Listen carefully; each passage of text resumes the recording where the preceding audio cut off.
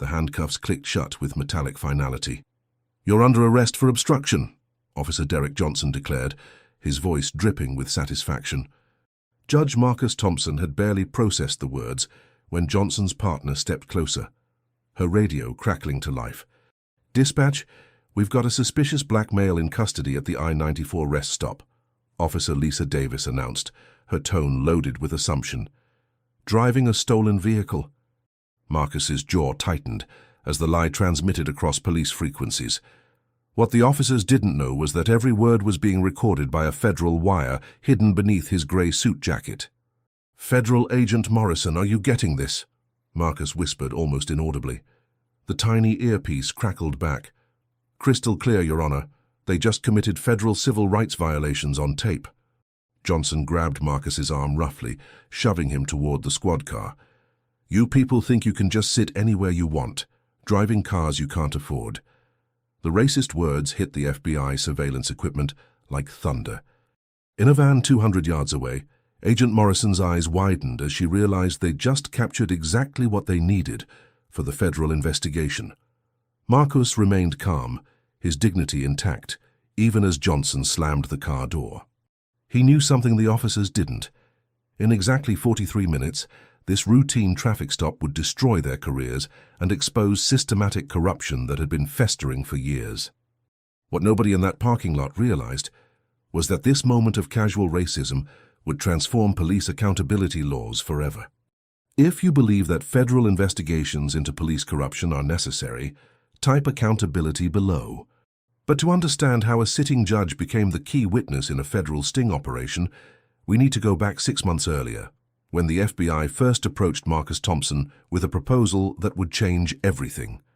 6 months before that fateful morning at the rest stop, Judge Marcus Thompson sat in a secure conference room deep within the FBI's Detroit field office. Across the mahogany table, Special Agent Sarah Morrison slid a thick manila folder toward him. "Your Honor, what you're about to see will disturb you," she said, her voice steady but grave. "We've been building a case against Michigan State Police District 7 for systematic civil rights violations." Marcus opened the folder, his 22 years on the bench having prepared him for disturbing evidence. But nothing could have prepared him for what he saw. Page after page of complaints, video footage, and documented cases of racial profiling that had been systematically buried by department brass.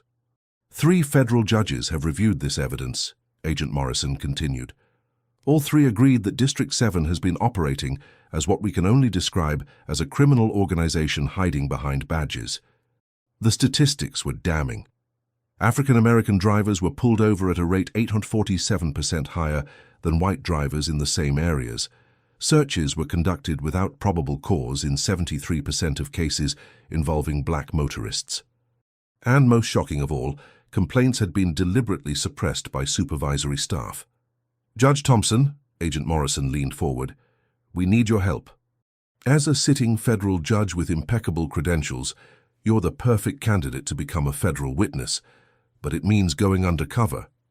Marcus studied the faces around the table. FBI supervisors, federal prosecutors, and civil rights investigators all waited for his response. The weight of the moment settled on his shoulders like a heavy cloak. "What exactly are you asking me to do?" "Wear a federal wire. Travel through District 7's patrol areas. Let them stop you," Agent Morrison explained. "Your calm demeanor, your legal knowledge, and your federal authority make you uniquely qualified to gather evidence that will hold up in federal court." Marcus closed the folder slowly. In his mind, he saw the faces of every young black man who had ever stood before his bench, explaining how a routine traffic stop had escalated into something that changed their lives forever. "If I do this," Marcus said quietly, "and they discover who I am during the operation—" "They won't," Agent Morrison assured him. "The wire is state-of-the-art, completely undetectable. And our surveillance teams will be close enough to intervene if anything goes wrong." Marcus looked out the window at the Detroit skyline, thinking about his daughter who was starting college in the fall, his wife who taught elementary school, and the community he'd served faithfully for over 2 decades. "How long have you been planning this operation?" 18 months of preparation, 3 months of surveillance. We've identified the worst offenders, mapped their patrol routes, and documented their patterns," All we need now is irrefutable evidence of their behavior, captured with federal quality recording equipment. The room fell silent as Marcus weighed the decision. Taking on this role meant putting himself at risk, but it also meant potentially saving hundreds of innocent people from the kind of systematic abuse that had gone unchecked for far too long. Judge Thompson, Agent Morrison added softly, you have the opportunity to be part of the largest federal civil rights investigation in Michigan's history. Your testimony could change how police departments operate across the entire Midwest. Marcus straightened his tie, a gesture those who knew him recognized as his signal that a decision had been made. When do we start? The federal operation would span 6 months of careful planning, training, and preparation. Marcus would learn to operate sophisticated recording equipment, understand federal wire protocols, and most importantly, maintain his composure under the kind of pressure most people never face. But none of that training could fully prepare him for what would happen on a crisp October morning at a rest stop 40 miles west of Lansing, when 2 officers would make the mistake of their lives. October 15th dawned clear and cold across central Michigan. Judge Marcus Thompson stood in his walk-in closet, selecting his clothes with unusual care: the gray Armani suit, the light blue dress shirt, the conservative silk tie. Everything calculated to present the image of a successful professional. But hidden beneath the expensive fabric was something that made this morning different from every other day of his 22-year judicial career: a federal wire, smaller than a quarter and virtually undetectable, that would record every word spoken within a 20-foot radius. Testing, testing, he whispered as he adjusted his tie. The response came immediately through the nearly invisible earpiece. Good morning, Your Honor. Agent Morrison here. All systems are operational. Marcus walked downstairs to where his wife, Angela, was preparing breakfast. After 25 years of marriage, she could read his moods like a favorite book. You seem tense this morning, she observed, not looking up from the coffee maker. Big day ahead, Marcus replied, which was true in ways she couldn't imagine. Angela Thompson taught 3rd grade at Martin Luther King Elementary, and their dinner conversations often centered around the challenges facing their community. She knew about racial profiling in theory, but she had no idea her husband was about to become a federal witness in the largest civil rights investigation in Michigan history. Drive carefully, she said, kissing his cheek as he headed for the garage. Marcus climbed into his black Lincoln Continental, the same car he'd driven for 3 years without incident. Today it would serve as both transportation and stage for a federal operation months in the making. At exactly 9:47 a.m., his phone buzzed with a text from Agent Morrison. All units in position. Proceed to coordinates. The I-94 rest stop was 40 miles west of Lansing, a location the FBI had selected based on 6 months of surveillance data. District 7 officers patrolled this area with predictable regularity, and their pattern of targeting well-dressed black men in expensive cars was thoroughly documented. As Marcus pulled into the rest stop, he could see the FBI surveillance van positioned strategically in the truck parking area, disguised as a delivery vehicle. 200 yards away, barely visible among the trees, federal agents monitored every frequency, ready to intervene if the operation went sideways. Marcus parked near the rest area building and opened his leather portfolio, reviewing the fake legal documents the FBI had prepared. To any observer, he looked like a successful attorney or businessman preparing for an important meeting. Your Honor, Agent Morrison's voice whispered through the earpiece, we have a Michigan State Police cruiser approaching from the east, ETA 3 minutes. Marcus's pulse quickened, but his training kicked in. Stay calm. Act natural. Let them make the first move. Everything they say and do will be recorded with federal quality equipment and transmitted directly to FBI headquarters. 2 officers in the vehicle, Agent Morrison continued. Derek Johnson, 8 years with District 7, 14 complaints suppressed by Internal Affairs. Lisa Davis, 3 years, fewer complaints but documented pattern of supporting Johnson's aggressive tactics. Marcus adjusted his rearview mirror and saw the white cruiser pulling into the rest area, its occupants scanning the parking lot like predators selecting prey. Remember, Your Honor, Agent Morrison's voice was steady and professional. No matter what they say or do, maintain your composure. Every word they speak is being recorded and will be used as evidence in federal court. The cruiser circled the parking area once, then twice. Marcus could see Officer Johnson behind the wheel, his eyes locked on the Lincoln Continental and its well-dressed black driver. "Here they come," Agent Morrison announced. "All federal units standing by. Operation Hotwire is now live." Marcus watched in his mirror as the cruiser positioned itself directly behind his vehicle. The moment he'd trained for, the moment that would expose years of systematic corruption, was about to begin. He thought about all the young men who had faced this same situation without federal protection, without recording equipment, without anyone to witness what really happened during these encounters. Today, that would change. The cruiser's emergency lights began flashing, casting red and blue shadows across the autumn morning. Marcus took a deep breath, touched the wire beneath his jacket one final time, and prepared to make history. "Federal recording commenced," Agent Morrison announced. "Time 10:03 a.m. Operation Hotwire Phase 2 is now active." What happened next would be preserved forever in federal evidence files, broadcast across national media, and ultimately transform how police departments operate across America. Officer Derek Johnson stepped out of his cruiser with the swagger of a man who believed himself untouchable. 8 years of getting away with racial profiling had given him a confidence that bordered on arrogance. He had no idea that his first words would be recorded by federal equipment and transmitted directly to FBI headquarters. Marcus Thompson sat perfectly still, both hands visible on the steering wheel, as Johnson approached the driver's side window. The federal wire beneath his suit jacket captured every footstep, every breath, every word. "All units recording," Agent Morrison's voice whispered through the nearly invisible earpiece. "Federal evidence collection in progress." Johnson rapped his knuckles on the window with unnecessary force. Marcus lowered it slowly, maintaining eye contact and speaking in the calm, measured tone he'd perfected over 2 decades on the bench. "Good morning, officer. How can I help you?" Johnson's response would become Exhibit A in the federal case against District 7. "What are you doing here?" The question hung in the air like an accusation. No explanation of why Marcus had been stopped. No mention of any traffic violation. Just a demand for justification based solely on the color of his skin and his presence in an expensive car.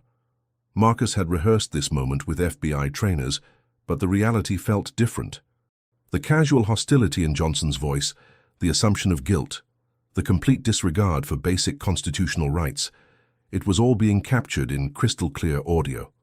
"I stopped to review some documents before a meeting in Lansing," Marcus replied truthfully. Johnson's partner, Officer Lisa Davis, had exited the passenger side and was now approaching the vehicle from the right. Marcus could see her in his peripheral vision, her hand resting on her service weapon, despite the complete absence of any threat. "Both subjects now in recording range," Agent Morrison's voice confirmed. "All equipment functioning perfectly." "Let me see some identification," Johnson demanded, his tone growing more aggressive. Marcus reached slowly for his wallet, narrating his movements to ensure no misunderstanding. "I'm reaching for my wallet in my inside jacket pocket." As he handed over his driver's license, Marcus noticed Johnson barely glanced at it before passing it to Davis. No attempt to run the name through their system. No verification of the information. They weren't conducting a legitimate traffic stop. They were fishing for reasons to escalate. "This your car?" Johnson asked, stepping closer to the window.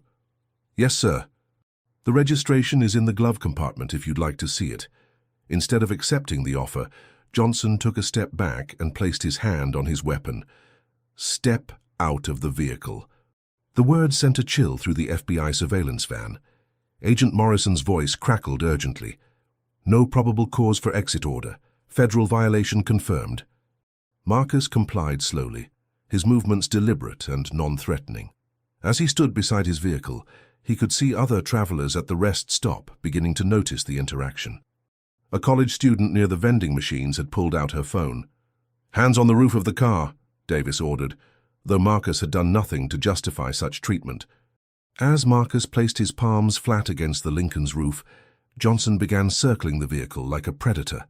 "Awful nice car for someone like you," he commented, his voice dripping with implication. The racist undertone was unmistakable, and it was all being recorded with federal-quality equipment. Marcus remained silent, knowing that every word from the officers was digging their professional graves deeper. "Where are you coming from?" Johnson continued his interrogation. "Detroit area," Marcus replied honestly. "Detroit, huh?" Johnson exchanged a meaningful look with Davis. "Lot of drug activity in Detroit. You wouldn't know anything about that, would you?" The accusation was baseless, offensive, and completely illegal. Marcus had committed no crime, exhibited no suspicious behavior, and done nothing to justify this treatment beyond the crime of being black in an expensive car. Racial profiling confirmed and recorded, Agent Morrison's voice noted. Enough evidence for federal charges already collected. But Johnson wasn't finished. He walked around to the passenger side and cupped his hands against the window, peering inside. "What's in that briefcase?" "Legal documents for my meeting," Marcus answered. "Legal documents?" Johnson's laugh was harsh and mocking. "What kind of legal documents?" Marcus could feel the weight of the moment. This was exactly the kind of interaction the FBI had been investigating. A law-abiding citizen being harassed and humiliated based solely on racial assumptions. "I'm an attorney," Marcus said simply, which was technically true. Judges were attorneys first. Johnson's response would echo through federal courtrooms for months to come. "Sure you are. And I'm the President of the United States." The mockery, the disbelief, the casual dismissal of a black man's professional credentials, it was all captured in high-definition audio and transmitted directly to federal prosecutors. Marcus Thompson stood quietly beside his car, maintaining his dignity, while two officers systematically violated his constitutional rights, unaware that they were creating the evidence that would destroy their careers and transform police accountability forever. Officer Derek Johnson's confidence grew as he circled Marcus Thompson like a shark sensing blood in the water. What he didn't realize was that every word coming out of his mouth was being transmitted live to a federal grand jury investigation room, where prosecutors were documenting each violation in real time. "You know what I think?" Johnson said, stopping directly in front of Marcus. "I think you're running drugs from Detroit to Grand Rapids. Nice car, expensive suit, classic dealer profile." Marcus remained motionless, his hands still flat against the roof of his Lincoln. The federal wire captured every word with crystal clarity as Agent Morrison's voice whispered through his earpiece. "Constitutional violation number 7. Keep recording." Officer Lisa Davis shifted nervously, clearly uncomfortable with her partner's escalating rhetoric, but she said nothing, making her complicit in what was rapidly becoming a federal case study in civil rights abuse. "Empty your pockets," Johnson ordered. "Officer, I'd like to know what specific crime you suspect me of committing," Marcus said calmly, his judicial training evident in every measured word. Johnson's face flushed red. "You're questioning me? You people always want to argue instead of following simple instructions." The phrase "you people" hit the federal recording equipment like a gunshot. In the FBI surveillance van, Agent Morrison's jaw tightened as she made notes for the federal prosecutors, who were monitoring the live feed. Marcus slowly removed his wallet, keys and phone from his pockets, placing them on the roof of the car. Johnson immediately grabbed the phone, scrolling through it without permission. "This is an illegal search," Marcus stated clearly. "I do not consent to examination of my personal property." Johnson laughed harshly. "Consent?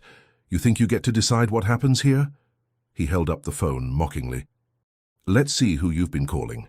Probably your drug contacts." The violation of Fourth Amendment rights was now so egregious that federal prosecutors would later use this footage in training seminars. But Johnson was just getting started. "Lisa, run the plates again," he called to his partner. "I want to know everything about this car."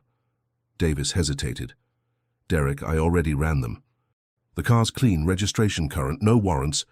"Run them again," Johnson snapped, "and this time check for similar vehicles reported stolen in the tri-state area." Marcus watched this exchange with the calm detachment of someone who knew that justice was being served, even if these officers couldn't see it yet. The FBI wire was capturing their conspiracy to manufacture probable cause in real time. "Federal conspiracy charges now applicable," Agent Morrison's voice confirmed through the earpiece. "They're attempting to fabricate evidence on federal recording." Johnson returned his attention to Marcus, stepping uncomfortably close. "Where were you last night between 10 p.m. and 2 a.m.? "At home with my wife," Marcus answered truthfully. "Your wife?" Johnson's tone dripped with skepticism. "What's her name?" "Angela Thompson." "And what does Angela do for work?" The way Johnson pronounced his wife's name made it sound like an accusation. "She's a teacher." Johnson exchanged another look with Davis. "A teacher, huh? Where?"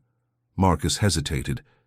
Revealing his wife's workplace could put her at risk from retaliation, but the federal operation required complete honesty to maintain credibility. "Martin Luther King Elementary." Johnson's laugh was cruel and loud. "Of course she does. You people love naming things after Martin Luther King, don't you? Probably think you're entitled to special treatment because of it." The racist commentary was so blatant that it would later shock federal judges during evidence review. But Johnson wasn't finished destroying his own career. "Let me tell you something," he continued, jabbing his finger toward Marcus's chest. "I don't care if you think you're some hotshot lawyer or your wife teaches at some inner-city school. In my district, people like you follow the rules or face the consequences." Davis finally spoke up. "Derek, maybe we should—" "Should what?" Johnson whirled on his partner. "Let him go. This guy is dirty. I can smell it. Probably got a record as long as my arm." Marcus maintained his composure, though every word was like a physical assault. In his 2 decades on the bench, he'd seen the effects of this kind of abuse on countless young men. Now he was experiencing it firsthand, but with the knowledge that his suffering would serve a greater purpose. "Your Honor," Agent Morrison's voice whispered, "you're doing incredible work. This recording will protect thousands of innocent people." Johnson grabbed Marcus's arm roughly. "Turn around, you're going in for questioning." As the handcuffs clicked shut around Marcus's wrists, Johnson leaned close and whispered something that would become the final nail in his career's coffin. "Welcome to the real world, boy." The racial slur was captured in perfect audio quality and transmitted directly to federal headquarters, where it would become evidence in the largest civil rights case in Michigan history. Marcus Thompson, federal judge and key witness, was about to transform this moment of personal humiliation into systemic change that would protect generations of innocent people. The Jackson State Police Precinct buzzed with typical morning activity as officers Johnson and Davis escorted Marcus Thompson through the heavy glass doors. Desk sergeants processed paperwork, detectives conducted interviews, and patrol officers grabbed coffee before their shifts. None of them realized they were witnessing a federal operation in progress. Marcus sat quietly in the hard plastic chair, his wrists still bearing red marks from the handcuffs. The federal wire beneath his suit jacket continued recording every word, every casual racist comment, every violation of protocol that would later be dissected by federal prosecutors. "Your Honor, how are you holding up?" Agent Morrison's voice whispered through the nearly invisible earpiece. Marcus gave an almost imperceptible nod, maintaining his cover while federal agents monitored his vital signs from the surveillance van outside. Johnson strutted through the precinct like a conquering hero, regaling anyone who would listen with his version of the arrest. "Pulled over this drug dealer at the rest stop," he announced loudly. "Fancy car, expensive suit, full of attitude. Classic Detroit criminal." Detective Ray Murphy looked up from his computer. "What's the charge?" "Obstruction, suspicion of vehicle theft, possible drug trafficking." Johnson rattled off charges like he was reading from a menu. "Did you find drugs?" Murphy asked. Johnson's hesitation was captured perfectly by the federal recording equipment. "Still investigating," he said finally. What Johnson didn't know was that Detective Murphy had been cooperating with the FBI investigation for 3 months, feeding information about District 7's practices to federal agents. Murphy's eyes widened slightly as he realized this might be the federal witness operation he'd been briefed about. Officer Davis approached the booking desk, clearly uncomfortable with the morning's events. "Sergeant Williams, we need to process a suspect." Sergeant Patricia Williams had been with the department for 15 years, working her way up through the ranks despite facing her own battles with discrimination. She looked at Marcus, taking in his expensive suit, his dignified posture, his calm demeanor. "What's the story?" she asked Davis. "Johnson says he was acting suspicious at the rest stop." driving a car that matched a theft report. Williams frowned. What theft report? I haven't seen any bulletins today. Davis shifted nervously. Johnson said there was a bolo for a similar vehicle. Meanwhile, Marcus sat quietly, listening to the officers dig their own graves deeper. The Federal Wire captured every inconsistent statement, every fabricated detail, every attempt to justify an unjustifiable arrest. Federal evidence collection proceeding perfectly, Agent Morrison confirmed. Multiple constitutional violations documented. Johnson appeared at the booking desk, his swagger intact. What's taking so long? Process him and get him in a cell. Sergeant Williams studied the arrest report Johnson had hastily scribbled. Derek, this is pretty thin. No evidence of drugs, no stolen vehicle confirmed, no probable cause for the initial stop. I don't need you second-guessing my police work, Johnson snapped. I know suspicious activity when I see it. Williams looked at Marcus again, something nagging at her. There was something familiar about the man's face, his bearing, his quiet dignity under pressure, but she couldn't quite place it. Have you run his name through the system? She asked. Of course, Johnson lied smoothly. Clean record, but that doesn't mean anything. These dealers are careful. Marcus almost smiled at the irony. His record was indeed clean, because federal judges underwent the most thorough background checks in the justice system. If Johnson had actually run his name, this entire fiasco would have ended before it began. Your Honor, Agent Morrison's voice whispered, they're about to run your name for real. Are you ready for the revelation? Marcus straightened slightly in his chair, preparing for the moment when his true identity would transform this investigation from local embarrassment to federal incident. Sergeant Williams walked to her computer terminal, typing slowly. Marcus Thompson, she muttered, entering the name into the state database. The room continued its normal bustle, unaware that everything was about to change. Johnson chatted with other officers, embellishing his story with each telling. Davis stood quietly by the window, looking increasingly troubled by the morning's events. Then Williams' computer screen loaded, and her face went pale. Jesus Christ, she whispered, staring at the results. The screen displayed Marcus Thompson's official profile. Federal District Judge, 22 years on the bench, appointed by the President, current assignment to civil rights cases, federal security clearance, and most importantly, a note that he was currently involved in a classified federal investigation. Williams stood slowly, her legs suddenly unsteady. She looked from the computer screen to Marcus, then back to the screen, then to Johnson, who was still regaling a group of officers with his tale of heroic police work. Comment your country and city. Let's build a global map of people who demand police accountability. Your voice proves that justice has no borders and corruption has nowhere to hide. The moment of truth had arrived, and with it the complete destruction of everything Johnson thought he knew about power, authority, and consequences.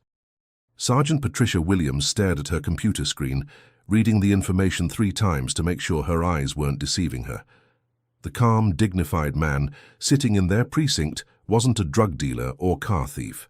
He was the Honorable Marcus Thompson, presiding judge of the Federal District Court, and according to the classified notation on his file, he was currently involved in a sensitive federal investigation. Williams felt her blood pressure spike as the implications crashed over her like a tidal wave.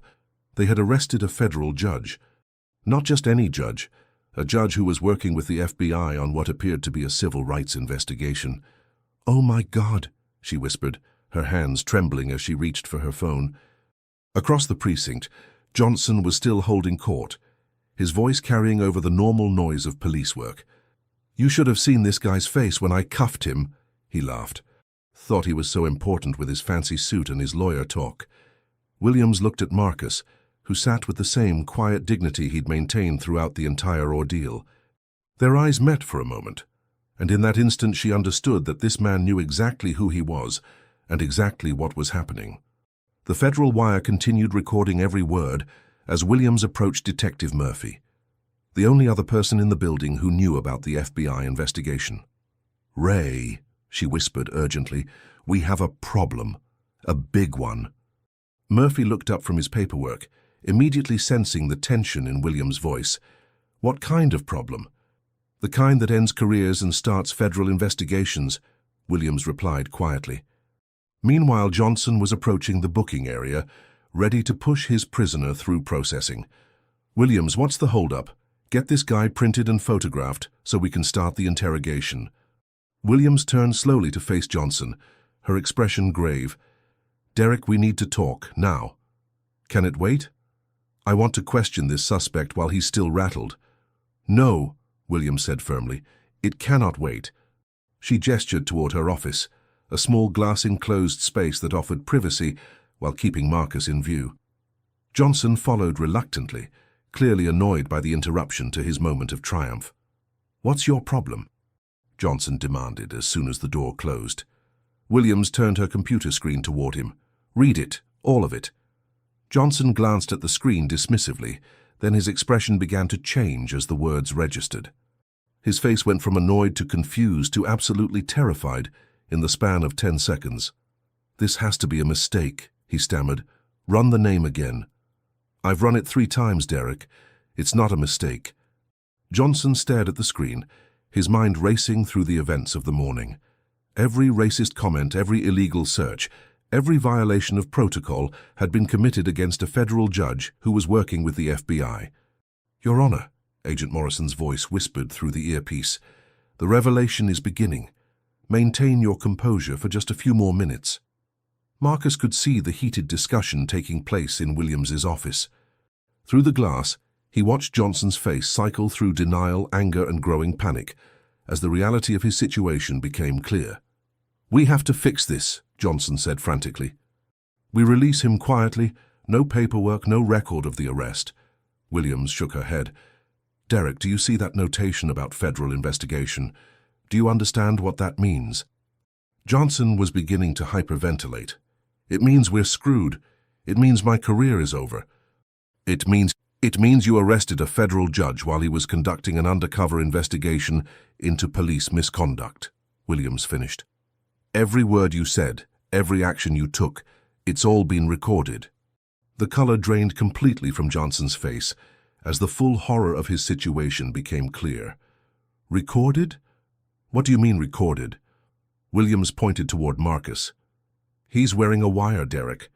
Federal agents have been listening to everything. Your racist comments, the illegal search, the fabricated charges, all of it." Johnson slumped into a chair, his head in his hands. "Lisa," he whispered. "Officer Davis. She was with me. She's involved too." "Yes, she is," Williams confirmed grimly. Through the glass office wall, they could see Marcus sitting calmly, occasionally speaking quietly, as if responding to someone only he could hear. The sight of their victim communicating with invisible federal handlers made Johnson's situation feel even more surreal. "What do we do?" Johnson asked, his voice barely audible. Williams looked at the man whose actions had probably ended his career and potentially sent him to federal prison. "We do the right thing. We apologize to Judge Thompson. We cooperate fully with the federal investigation, and we pray that honesty and cooperation might limit the damage you've done." But as they prepared to leave the office, Williams knew that some damage couldn't be undone. The federal wire had captured everything, and justice was about to be served with the full weight of the United States government behind it. By 3:47 p.m. Eastern Standard Time, the video had already been viewed 847,000 times. The college student who recorded Judge Marcus Thompson's arrest at the rest stop had uploaded the footage to TikTok with a simple caption: "Black judge arrested for being black." The 43-second clip showed everything. Marcus calmly exiting his vehicle, Johnson's aggressive commands, the handcuffing of a man in an expensive suit who had done absolutely nothing wrong. But what made the video truly explosive was the audio. Johnson's racist comments were clearly audible, along with Marcus's measured responses. Within hours, the video had jumped from TikTok to Twitter, from Twitter to Facebook, from Facebook to every major news platform in America. Once Judge Thompson began trending nationally, followed closely by the second federal wire and tied to police accountability. In the FBI field office, Agent Morrison watched the social media explosion with a mixture of satisfaction and concern. The viral nature of the video was accelerating their timeline dramatically. "Her assistant director Chen wants an immediate briefing," her supervisor announced. entering the monitoring room where federal agents had been tracking the investigation for months. The Justice Department switchboard was overwhelmed with calls from reporters, civil rights organizations, and politicians demanding answers. CNN had already reached out to the FBI's press office. MSNBC was preparing a special report. Fox News was scrambling to book guests who could provide context. At the Jackson precinct, the atmosphere had shifted from normal police business to crisis management. Sergeant Williams fielded her 8th call from department brass in 2 hours, while Johnson and Davis sat in separate offices, both consulting with attorneys. Marcus Thompson, meanwhile, had been quietly released and was currently at FBI headquarters, providing a detailed debrief of his experience, while federal agents prepared arrest warrants for the officers who had violated his rights. The video's impact reached far beyond social media. Civil rights leaders began issuing statements, calling for federal intervention in Michigan's police departments. The NAACP announced an emergency press conference. The ACLU indicated they were preparing multiple lawsuits. Detroit Free Press reporter Jennifer Walsh was the first to confirm the arrested man's identity through federal court sources. Her story, published online at 4:23 p.m., sent shockwaves through the legal community. Federal judge arrested during FBI sting operation into police racism.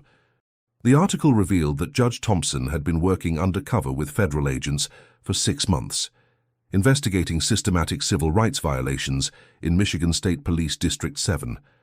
Every word of his arrest had been recorded by federal equipment and would be used as evidence in upcoming federal prosecutions. By evening, the story had reached national news. Anderson Cooper led CNN's broadcast with the video.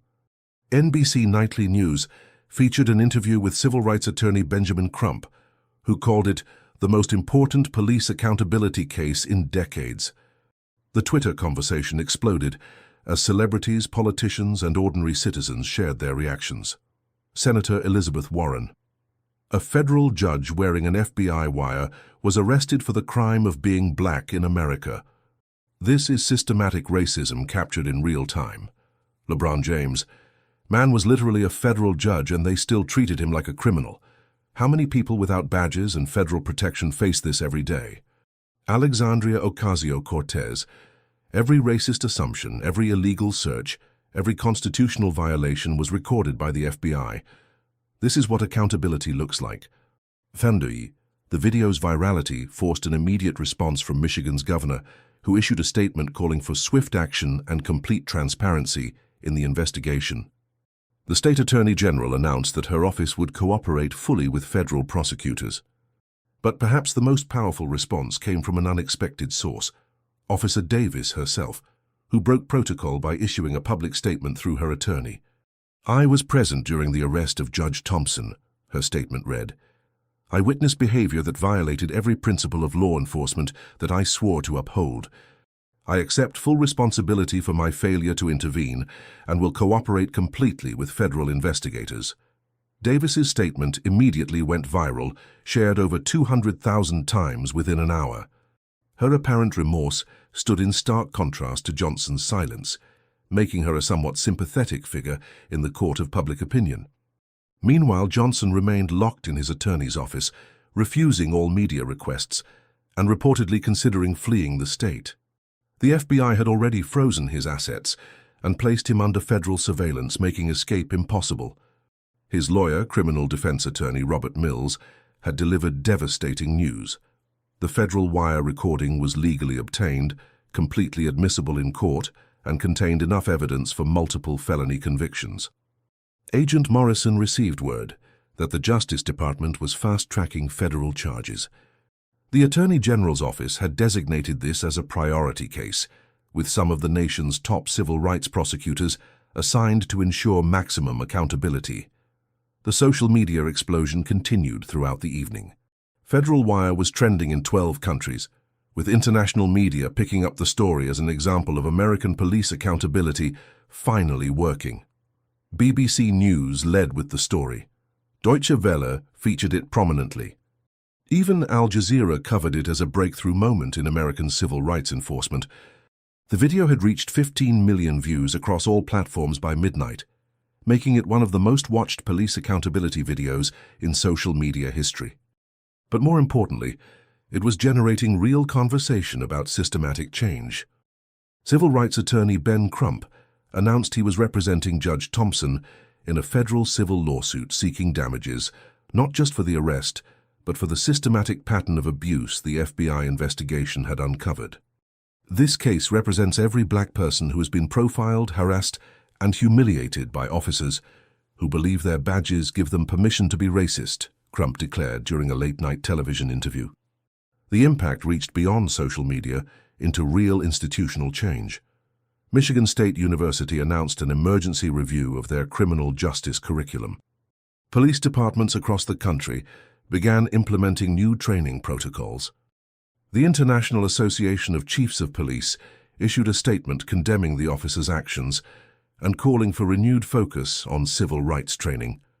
Corporate America responded as well. Nike tweeted a simple message: "Justice has no color. Accountability has no exceptions." Apple CEO Tim Cook shared the video with the comment, "This is why we support organizations fighting for civil rights." Change requires courage. Even traditionally conservative companies felt pressure to take positions on police accountability. The viral nature of the story forced responses from unexpected quarters. Professional sports leagues issued statements.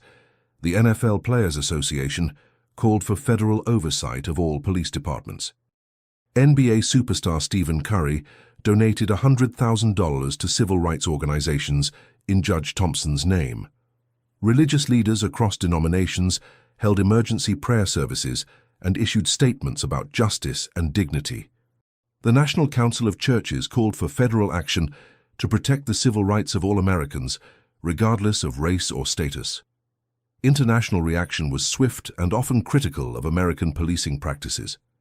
The European Union's Human Rights Commission issued a statement expressing concern about systematic racial bias in American law enforcement. Canada's Prime Minister called the incident deeply troubling and praised the FBI's investigation as a step toward accountability. Perhaps most significantly, the story resonated with ordinary people who shared their own experiences with police misconduct. The hashtag #BarkshireMyPoliceStory generated thousands of testimonials from people who had faced similar treatment but without federal protection or recording equipment. A retired teacher from Alabama shared, "I was pulled over 6 times in 1 year driving my daughter's BMW. 6 times. No tickets, no warnings, just routine stops." A software engineer from California posted, "They searched my car for 30 minutes looking for drugs, found my MIT diploma in the glove compartment, and suddenly became very polite." A nurse from Texas wrote, "I was coming home from a 12-hour shift saving lives in the ICU. Officer asked me if the scrubs were real or if I was playing dress-up." These personal stories amplified the broader message that Judge Thompson's experience was not isolated, but part of a systematic pattern affecting millions of Americans. The FBI field office received over 3,000 tips from citizens reporting similar experiences with District 7 officers. Agent Morrison's team was rapidly overwhelmed with potential evidence of additional civil rights violations dating back years. Legal experts appeared on news programs throughout the evening, explaining the significance of the federal wire recording.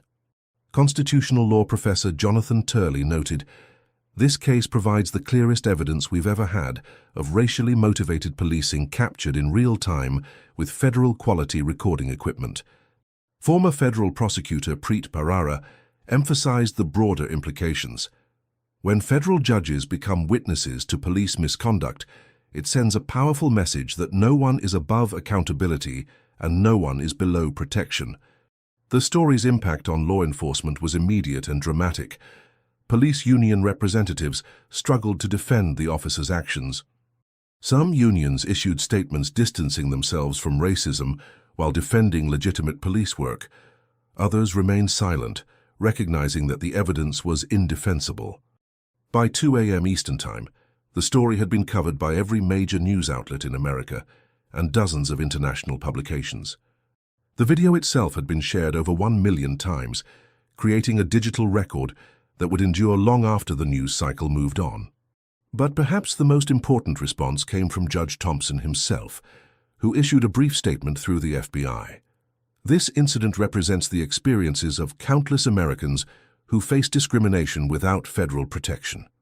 My hope is that this moment leads to lasting change that protects everyone's dignity and constitutional rights. As the night wore on, it became clear that this wasn't just a viral video. It was a catalyst for a national reckoning with police accountability that would reshape American law enforcement for generations to come. Exactly 72 hours after the arrest, FBI agents appeared at Officer Derek Johnson's home with federal arrest warrants. The charges were devastating and comprehensive, representing one of the most serious civil rights prosecutions in Michigan history. The federal grand jury had returned indictments on multiple counts: violation of civil rights under color of law, conspiracy to deprive constitutional rights, federal obstruction of justice, making false statements to federal investigators, and tampering with evidence. Each charge carried potential sentences of 20 years in federal prison, with the most serious counts carrying possible life sentences. Officer Davis was arrested simultaneously at her apartment, though her cooperation with federal investigators had resulted in significantly reduced charges. Her willingness to testify against Johnson and provide additional evidence about the department's practices had earned her consideration for a plea agreement. The federal grand jury had reviewed 847 pieces of evidence during their 3-day deliberation. The centerpiece was the complete wire recording, which captured not just the arrest, but Johnson's subsequent comments at the precinct that demonstrated a pattern of racist behavior. Additional evidence included surveillance footage from the rest stop, body camera recordings that contradicted the officer's written reports, and testimony from multiple witnesses. U.S. Attorney Sarah Chen announced the charges at a packed press conference in downtown Detroit, flanked by FBI officials and civil rights leaders. These arrests represent a new era of federal accountability for police misconduct, she declared. When law enforcement officers abuse their authority and violate constitutional rights, they will face the full weight of federal prosecution. Chen emphasized that the investigation was ongoing and that additional charges against other District 7 personnel were possible. The evidence suggests that the behavior we witnessed was not isolated, but part of a broader pattern of civil rights violations that demand federal intervention. The wire recording would be released publicly after the trial, but Chen played carefully selected excerpts during the press conference that demonstrated the severity of the officer's misconduct. Johnson's voice filled the room. "You people always want to argue instead of following simple instructions."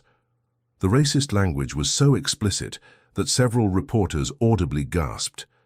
Chen paused the recording and looked directly into the cameras. This is what systematic racism sounds like when perpetrators believe no one is listening. Johnson's attorney, Robert Mills, held his own press conference 2 hours later, struggling to mount any coherent defense. "My client maintains his innocence and believes he was conducting legitimate police work," Mills said, though his tone lacked conviction. "We intend to challenge the admissibility of the recording and argue that this was entrapment by federal agents." Legal experts immediately dismissed the entrapment defense. Former federal prosecutor Joyce Vance appeared on CNN to explain, "Entrapment requires the government to induce someone to commit a crime they wouldn't normally commit. No one induced these officers to make racist comments or violate constitutional rights. They did that entirely on their own." The charges sent shockwaves through law enforcement communities across Michigan and beyond. Police union representatives struggled to respond, with many distancing themselves from the officers' actions while defending the broader law enforcement community. Michigan State Police Union President David Martinez issued a carefully worded statement. "While we support our officers' right to due process, we cannot and will not defend behavior that violates the constitutional rights of any citizen. Racism has no place in law enforcement." The federal charges also triggered administrative action within the Michigan State Police. Superintendent Colonel Marcus Davis, no relation to Officer Lisa Davis, announced that both officers were immediately terminated and that a comprehensive review of District 7's practices would begin immediately. "The behavior captured in this recording is completely contrary to our values and training," Colonel Davis stated. We will cooperate fully with federal prosecutors and implement whatever reforms are necessary to ensure this never happens again. The charges had immediate implications beyond the individual officers. Federal prosecutors indicated that the investigation had uncovered evidence of supervisory knowledge of problematic behavior, suggesting that additional charges against command staff were possible. The Justice Department also announced that it was opening a pattern and practice investigation into the entire District 7 operation, which could result in a federal consent decree requiring court-supervised reforms. Civil rights organizations praised the swift federal action. NAACP President Derek Johnson called the charges a critical step toward accountability that has been too long in coming. The ACLU announced it was filing a civil rights lawsuit seeking monetary damages and systematic reforms. Perhaps most significantly, the charges demonstrated the effectiveness of federal civil rights enforcement when properly resourced and prioritized. The FBI's 6-month investigation, the sophisticated wire recording operation, and the rapid prosecution showed what was possible when federal authorities took civil rights violations seriously. Judge Thompson, speaking through FBI officials, expressed gratitude for the thorough investigation while emphasizing that his experience was unfortunately common for many Americans. These charges represent not just accountability for my treatment, but hope for everyone who has faced similar discrimination without federal protection. The international media coverage intensified following the formal charges. European newspapers praised the American justice system's response, while questioning why such extreme measures were necessary to achieve police accountability. As news of the charges spread, police departments across the country began reviewing their own practices and policies. The Thompson case was becoming a watershed moment that would influence law enforcement training and accountability measures for years to come. The message was clear. Federal authorities were prepared to use the full power of civil rights laws to prosecute police misconduct, and no officer was too small or too remote to escape accountability when they violated citizens' constitutional rights. The federal courthouse in Detroit was surrounded by media and protesters as Officers Johnson and Davis appeared for their initial hearing. Security barriers had been erected around the building, and federal marshals controlled access to ensure safety while accommodating the intense public interest in the case. Judge Marcus Thompson, the man they had arrested, was not presiding over the hearing. Federal ethics rules required a different judge to avoid any appearance of bias. But he sat in the gallery's front row, wearing the same gray suit he had worn during his arrest, watching as justice unfolded in the very system he had served for over 2 decades. The presiding judge was the Honorable Patricia Williams, a veteran federal jurist, known for her strict adherence to constitutional principles and her no-nonsense approach to civil rights cases. Judge Williams had reviewed the evidence packet in advance and understood the historical significance of the proceedings. Officer Johnson entered the courtroom in handcuffs, his usual swagger replaced by the defeated posture of a man whose world had collapsed in 72 hours. His attorney, Robert Mills, walked beside him, carrying files that contained what everyone knew was an unwinnable case. Officer Davis followed, also handcuffed but walking with the resigned dignity of someone who had accepted responsibility for her actions. Her attorney, Sarah Goldman, had already begun plea negotiations with federal prosecutors, hoping to minimize her client's sentence through cooperation and genuine remorse. The courtroom was packed beyond capacity, with overflow seating arranged in adjacent chambers equipped with video feeds. Civil rights leaders, law enforcement officials, reporters, and ordinary citizens who had followed the case filled every available seat. U.S. Attorney Sarah Chen stood to address the court, her voice carrying the weight of federal authority and moral certainty. Your Honor, these defendants stand accused of some of the most serious civil rights violations this court has seen in decades. The evidence against them is overwhelming, unambiguous, and devastating. Chen approached the prosecution table and activated the audio system. With the court's permission, I would like to play excerpts from the federal wire recording that captured these defendants' criminal behavior. Judge Williams nodded gravely. Proceed, Counselor. The courtroom fell into absolute silence as Johnson's voice boomed from the speakers. Preserved forever in digital clarity, You people always want to argue instead of following simple instructions." The racist words hung in the air like toxic smoke. Several people in the gallery shook their heads in disgust. Judge Thompson's expression remained stoic, but the pain of reliving that moment was visible in his eyes. Chen continued playing the recording. Johnson's reference to Marcus as boy, his accusations about drug dealing based solely on racial assumptions, his mocking dismissal of Marcus's professional credentials. Each racist comment was punctuated by the prosecutor's calm narration explaining the legal violations. "This defendant," Chen said, gesturing toward Johnson, "violated not only Judge Thompson's constitutional rights, but the constitutional rights of every American citizen who expects equal treatment under law." The audio continued with Johnson's conspiracy to fabricate evidence. "Run the plates again," his voice demanded. "And this time, check for similar vehicles reported stolen in the tri-state area." "Your Honor," Chen explained, "this recording captures the defendants attempting to manufacture probable cause after the fact, a federal felony that undermines the entire justice system." Johnson's attorney attempted to object to the admissibility of the recording, but Judge Williams quickly overruled. The recording was legally obtained with proper federal authorization. The defendants had no reasonable expectation of privacy while conducting official police business. The evidence stands. Chen then played the most damaging excerpt, Johnson's whispered racial slur as he handcuffed Judge Thompson. The word boy echoed through the federal courtroom, and the historical weight of that particular slur in the context of law enforcement abuse was not lost on anyone present. Judge Williams's expression hardened perceptibly. In her 30 years on the federal bench, she had seen many cases of police misconduct, but rarely had the evidence been so clear and the violations so complete. When the prosecution finished presenting evidence, defense attorney Mills stood reluctantly. "Your Honor, my client maintains his innocence of any criminal intent. Officer Johnson believed he was conducting legitimate police work based on suspicious behavior." The argument fell flat in the face of the recorded evidence.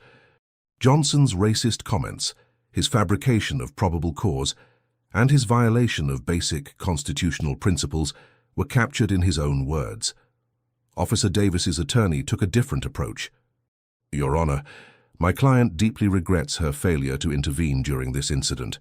She has cooperated fully with federal investigators and is prepared to accept responsibility for her actions." Goldman announced that Davis would plead guilty to reduced charges in exchange for her testimony against Johnson and her cooperation in the broader investigation of District 7's practices. Judge Williams accepted Davis's plea agreement, noting that her cooperation and genuine remorse distinguished her from her partner. "Officer Davis, your failure to protect Judge Thompson's constitutional rights was serious and inexcusable. However, your willingness to accept responsibility and assist in this investigation demonstrates some recognition of the gravity of your actions." Davis was sentenced to 18 months in federal prison and permanent termination from law enforcement. She would also be required to participate in community service focused on civil rights education.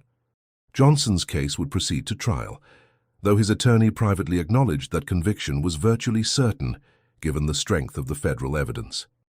As the hearing concluded, Judge Thompson stood in the gallery watching the two officers who had humiliated him being led away in handcuffs.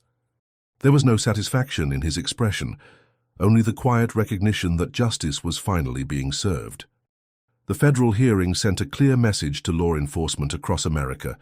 Constitutional rights were not optional, racism in uniform would not be tolerated, and federal prosecutors were prepared to use every available tool to ensure accountability. The federal investigation's impact extended far beyond two officers facing criminal charges. Within a week of the arrests, the Justice Department announced a comprehensive consent decree requiring the Michigan State Police to undergo federal oversight for a minimum of 5 years, fundamentally transforming how the department would operate. Attorney General Merrick Garland personally announced the reforms during a press conference at the Justice Department, emphasizing the national significance of the case. "The systematic violations uncovered in Michigan represent patterns we've seen across the country," Garland stated. "This consent decree will serve as a model for police accountability nationwide." The reforms were extensive and would cost the state an estimated $47 million over 5 years, but Governor Gretchen Whitmer embraced them without hesitation. "The cost of reform is nothing compared to the cost of continued injustice," she declared. "Michigan will lead the nation in police accountability." Under the consent decree, all Michigan state police officers would receive mandatory civil rights training every 6 months, with curriculum developed by civil rights experts and federal monitors. The training would include role-playing scenarios, implicit bias education, and constitutional law updates. Body cameras became mandatory for every officer interaction with the public, with footage automatically uploaded to federal servers to prevent tampering. The cameras would activate automatically whenever an officer drew their weapon, initiated a traffic stop, or received a dispatch call. Perhaps most significantly, an independent monitor appointed by federal judges would review all complaints of racial bias or excessive force. The monitor would have unlimited access to department records, personnel files, and video footage, with the authority to recommend disciplinary action and policy changes. The University of Michigan announced the creation of the Marcus Thompson Institute for Police Accountability, funded by a $10 million donation from tech entrepreneur Mark Cuban, who had been following the case closely. "Judge Thompson's courage in facing systematic racism deserves a lasting legacy," Cuban stated.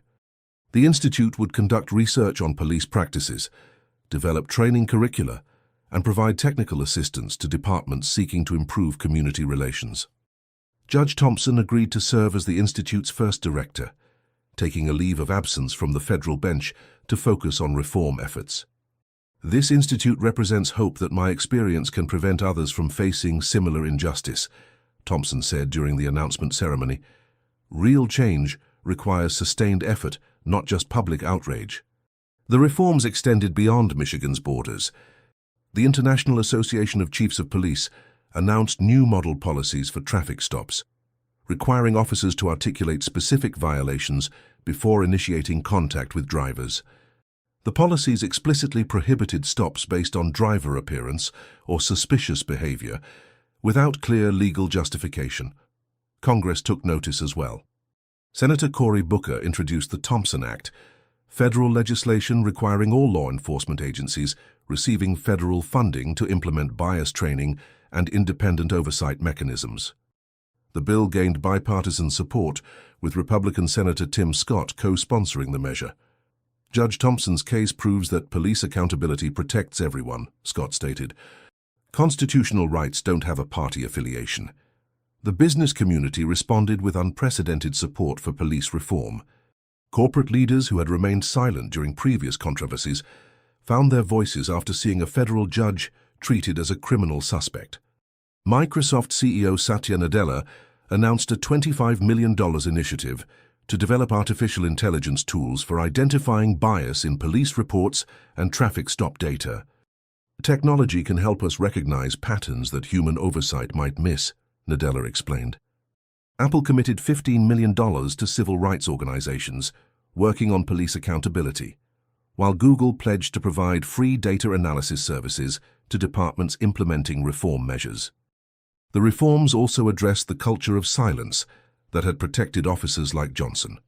The consent decree required all officers to report misconduct they witnessed, with failure to report becoming grounds for termination. Anonymous reporting systems were established with federal protection for whistleblowers. Training academies across the country began incorporating the Thompson case into their curricula as an example of how quickly police careers could be destroyed by racist behavior. The FBI wire recording became required viewing for new recruits, with instructors emphasizing that federal agents might be monitoring any interaction. Religious leaders embraced the reforms as a moral imperative. The National Council of Churches established a police accountability ministry, training congregations to monitor local departments and advocate for reform. Interfaith coalitions organized community forums where residents could share experiences with law enforcement. International observers praised the American response to the Thompson case as evidence that democratic institutions could still function effectively. The European Union's Human Rights Commission noted that the swift federal intervention demonstrated institutional capacity for self-correction that gives hope for broader reforms. However, not all responses were positive. Some police unions criticized the reforms as second-guessing officer judgment and making law enforcement more dangerous. The Fraternal Order of Police issued a statement warning that extensive oversight might cause officers to hesitate in dangerous situations. These concerns were addressed directly by Colonel Marcus Davis, the Michigan State Police Superintendent, who had embraced the reforms enthusiastically. "Good officers have nothing to fear from accountability," he stated. "The only people threatened by these reforms are those who were already violating citizens' rights." The psychological impact of the reforms was immediate and profound. Officers across Michigan reported feeling more conscious of their language and behavior, knowing that federal monitors were reviewing their actions. Traffic stop data showed a dramatic reduction in racial disparities within the first month of implementation. Community leaders in Detroit, Grand Rapids, and other Michigan cities reported improved relationships with state police officers who were suddenly more courteous and professional during routine interactions. The Thompson case had created a ripple effect that extended far beyond one rest stop incident. Federal oversight, institutional reform, technological innovation, and cultural change were combining to transform American policing in ways that seemed impossible just months earlier. As Judge Thompson prepared to begin his new role at the Institute, he reflected on how a routine trip to a policy meeting had become a catalyst for nationwide change. "Sometimes justice requires putting yourself at risk," he observed. "But the risk is always worth it when the result is protection for everyone." 6 months after his arrest at the I-94 rest stop, Judge Marcus Thompson stood before 127 graduating police cadets at the Michigan Law Enforcement Training Academy. The autumn sun streamed through the tall windows of the auditorium, casting golden light across the young faces that represented the future of American law enforcement. These cadets were the first class to complete training under the new federal guidelines established after the Thompson case. They had studied constitutional law more extensively than any previous class, undergone intensive bias training, and learned to operate the body cameras that would record their every interaction with the public. Thompson adjusted the microphone and looked out across the assembled graduates. In the front row sat Officer Lisa Davis, who had completed her federal prison sentence and was beginning a new career as a civil rights trainer.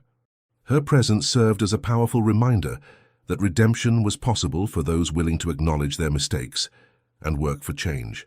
6 months ago, Thompson began, his voice carrying the authority of both judicial experience and personal suffering, I stood on the other side of a badge. I was treated not as a federal judge, not as a citizen with constitutional rights, but as a threat based solely on the color of my skin. The auditorium was completely silent. These cadets had all studied the Thompson case extensively, listening to the federal wire recording as part of their training. They understood that the man speaking to them had endured systematic racism while wearing an FBI wire, capturing evidence that would transform American policing.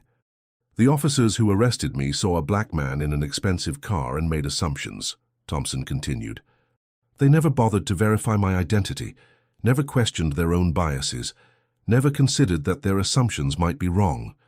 Those assumptions destroyed their careers and sent them to federal prison. Thompson paused, allowing the weight of his words to settle over the room.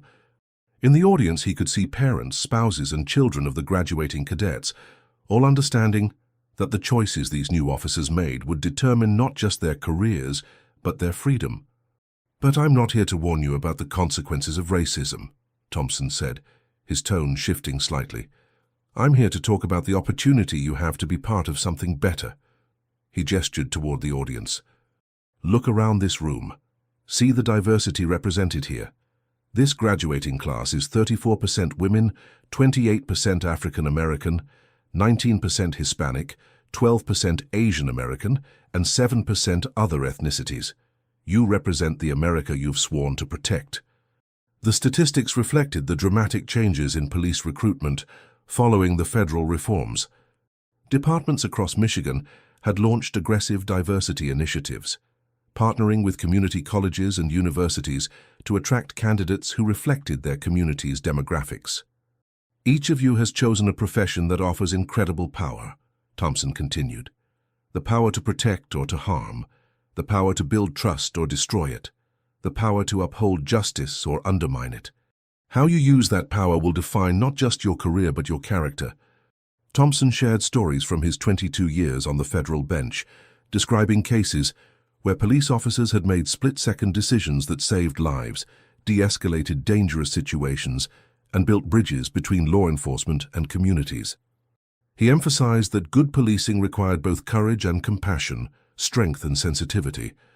The federal wire I wore captured Officer Johnson's racist assumptions, Thompson said, his voice becoming more intense. But it also captured something else, my faith that the system could still work. Even as I was being handcuffed for the crime of being black in America, I believed that truth would prevail and justice would be served. The cadets listened intently as Thompson described the months-long FBI investigation that had preceded his arrest. He explained how federal agents had documented patterns of abuse, identified problem officers, and developed the wire operation that would expose systematic corruption. I agreed to wear that wire because I knew my experience was not unique, Thompson explained. Countless Americans face what I faced every day, but without federal protection, without recording equipment, without anyone to witness their treatment. I had the privilege of federal authority and legal knowledge. Most people facing police harassment have neither. Thompson then shifted to the reforms that had emerged from his case. He described the federal oversight, the mandatory training, the body cameras, and the independent monitoring systems that now governed Michigan law enforcement. These reforms were already showing results, with complaints of police misconduct dropping 67% in the first 6 months of implementation. These reforms exist because of what happened to me, Thompson said. But they will only be effective if officers like you embrace them not as burdens, but as tools for building community trust. He challenged the cadets to see accountability as a strength rather than a weakness. Body cameras protect good officers by providing evidence of professional conduct. Bias training helps you recognize assumptions that could lead to poor decisions. Independent oversight ensures that communities have confidence in your integrity. Thompson's speech reached its crescendo as he addressed the moral dimensions of police work. You will face moments when you must choose between what is easy and what is right. You will encounter people who look different from you, speak different languages, come from different backgrounds. In those moments, remember that your oath is to protect and serve all citizens equally. As he concluded his remarks, Thompson looked directly at the graduates. I challenge you to be the generation of police officers who finally fulfills the promise of equal justice under law. Not just for people who look like you, not just for people in wealthy neighborhoods, but for everyone who calls America home. The standing ovation lasted nearly 5 minutes. Parents wiped away tears. Academy instructors nodded approvingly. The cadets themselves seemed transformed by the gravity of their responsibility and the opportunity they had been given. After the ceremony, Thompson met individually with several cadets who sought his advice.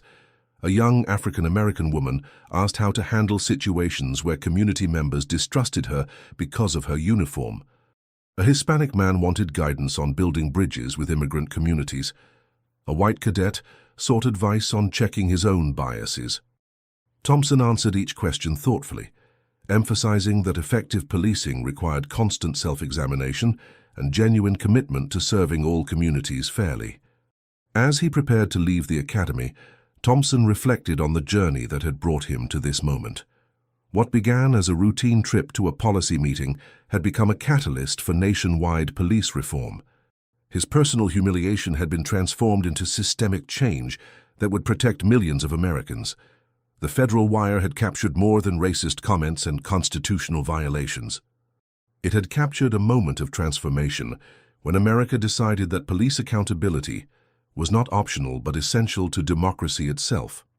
Judge Marcus Thompson walked away from the academy that day, knowing that his sacrifice had meaning, his courage had purpose, and his faith in justice had been vindicated. The young officers graduating behind him represented hope for a future where constitutional rights were protected, communities were served with respect, and justice truly was blind to the color of one's skin. Thank you to everyone who typed accountability and shared your countries and cities with us. Seeing people demand police reform from Detroit to Denmark, from Chicago to Cairo, it proves that the fight for justice is global and unstoppable. If this story moved you, please subscribe for more federal justice stories that show how courage can change the world. Until next time, remember that real change starts with individuals who refuse to accept injustice, even when fighting back requires everything they have.